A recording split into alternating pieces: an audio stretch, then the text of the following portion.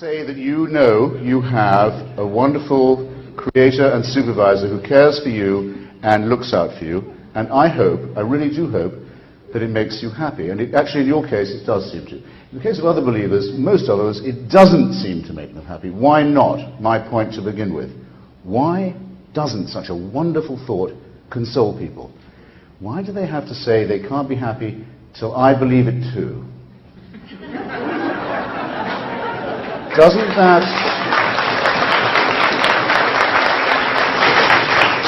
that, among other things, inter alia, argue for a slight insecurity in the original belief itself? The presence of those who won't have it discomforts them.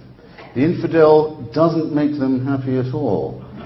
We want you to be happy too. And you know what? We'll kill you as soon as look at you if you don't. Now, I'm sorry, I have to return to this point.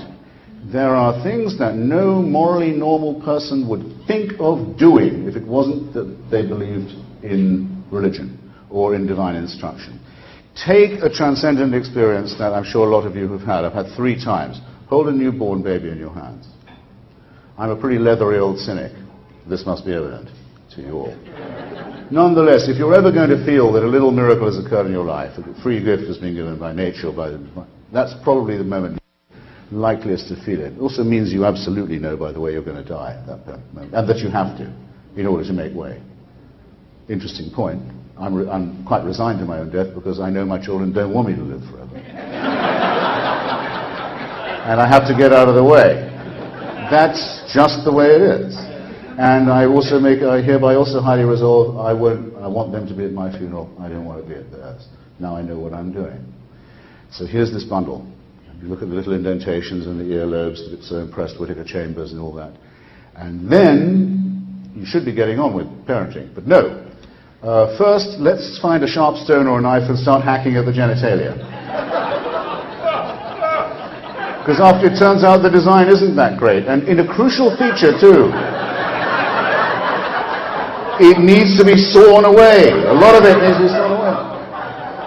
No morally decent person would do this if it wasn't for superstition. I have many other examples, but I think I will leave them. Just on the totalitarian point again. Of course there were many Russian Orthodox dissidents. There were also very many Marxist and socialist dissidents against Stalinism. In fact, they were the bravest, as they were against Hitler, even though their own ideology has been discredited. It says nothing to the credit of the Communist Party that it's fought against Hitler so much, because it fought on a basis of false ideology. It says nothing to its credit. I've been in North Korea. I'm one of the very few writers who has been to all 3 axis of evil countries. Now I know what a truly religious state looks like. Now I know what it's like to praise all day and all night. Now I know what it's like to say thank you all the time to the dear leader and the great leader. Now I know what it's to be like in a real country that's only one short of a trinity. And just you be lucky you'll never have to find that out for yourself, as long as you stay secular.